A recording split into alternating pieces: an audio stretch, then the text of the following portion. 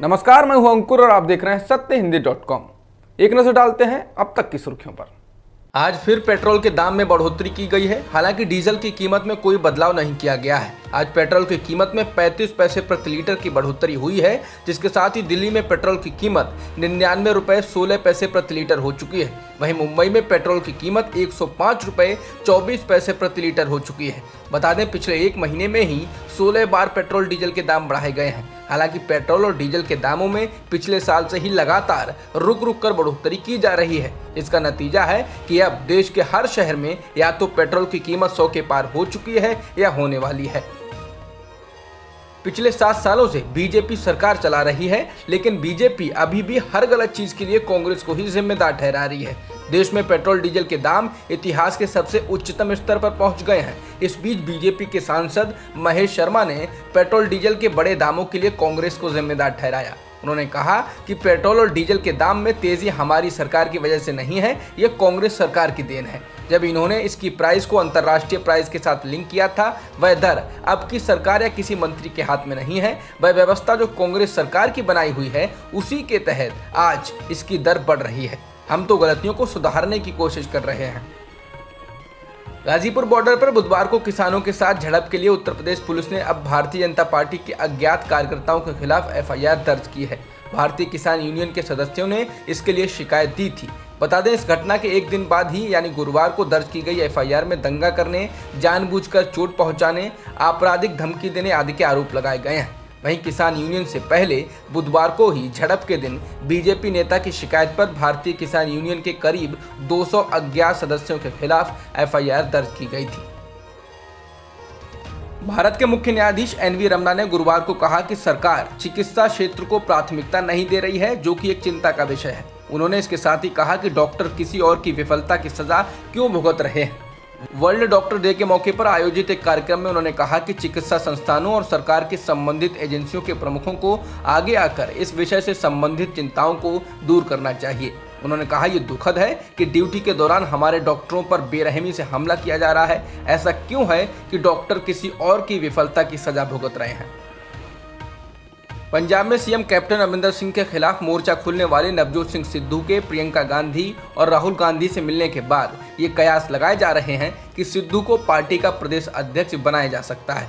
इस बीच कैप्टन ने भी अपनी तैयारी शुरू कर दी है और गुरुवार को पार्टी के 25 से अधिक हिंदू नेताओं को लंच पर बुलाया और बातचीत की। सूत्रों के हवाले से कहा जा रहा है कि इस दौरान इस बात पर चर्चा की गई कि प्रदेश अध्यक्ष किसी हिंदू को ही बनाया जाए। वहीं कैप्टन पार्टी आलाकमान को यह भी संकेत दे चुके हैं कि वो सिद्धू को राज्य कांग्रेस अध्यक्ष नियुक्त करने के पक्ष में नहीं है। कहा जा रहा है कि कैप्टन ने इस पद के लिए अपनी ओर से मनीष तिवारी और पीडब्ल्यूडी मंत्री विजय इंदर सिंगला का नाम बढ़ाया है। सूत्रों के अनुसार कहा जा रहा है कि लंच मीटिंग में नेताओं ने संकल्प लिया कि वे सिद्धू को प्रदेश कांग्रेस अध्यक्ष के रूप में स्वीकार नहीं करेंगे। महाराष्ट्र राज्य सहकारी बैंक घोटाले के मामले में ईडी ने गुरुवार को बड़ी कार्रवाई की। ईडी ने महाराष्ट्र के उप मुख्यमंत्री अजित पवार की 65 करोड़ रुपए की संपत्तियों को जब्त कर लिया है। इन संपत्तियों में जमीन, इमारत, सतारा में लगी सहकारी शुगर मिल शामिल है। अब ये संपत्तियां गुरु कमोडिटी सर्विस प्राइवेट लिमिटेड के नाम पर हैं और Jarandeshwar sugar mills private limited को पट्टे पर दी गई हैं। महाराष्ट्र में 2019 के विधानसभा चुनाव से ठीक पहले महाराष्ट्र राज्य सहकारी बैंक में हजारों करोड़ रुपए के इस घोटाले के मामले की काफी गूंज हुई थी। तब बॉम्बे हाईकोर्ट ने अजित पवार, पूर्व सांसद विजय सिंह मोहिते पाटिल, पूर्व सांसद आनंद राव अडसूल, शिवाजी राव नलावडे, दिलीप सोपल सहित 69 नेताओं के खिलाफ एफआईआर दर्ज करने का आदेश दिया था।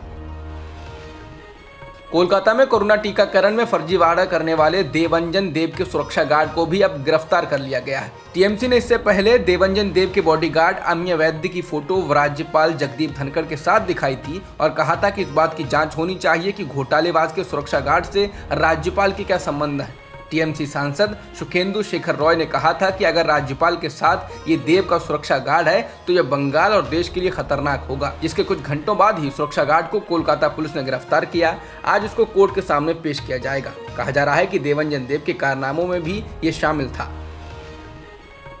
उत्तर प्रदेश बीजेपी में आया सियासी तूफान थम गया है और पार्टी अब पूरी तरह से चुनावी मोड में आ गई है।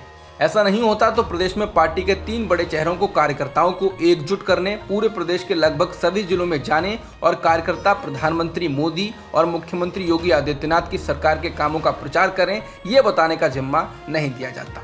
इन 3 बड़े नेताओं में प्रदेश अध्यक्ष स्वतंत्र देव सिंह, पार्टी के संगठन महासचिव सुनील बंसल और प्रदेश प्रभारी राधा मोहन सिंह शामिल हैं।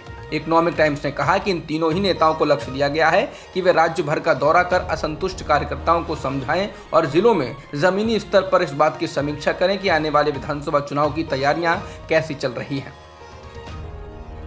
भारत में पिछले एक दिन में 46,000 से अधिक कोरोना संक्रमण के नए मामले दर्ज किए गए हैं और 853 लोगों की जान गई है, जिसके साथ ही देश में अब मृतकों की संख्या 4 लाख के पार हो चुकी है और सक्रिय मामले 5,09,000 से अधिक हैं।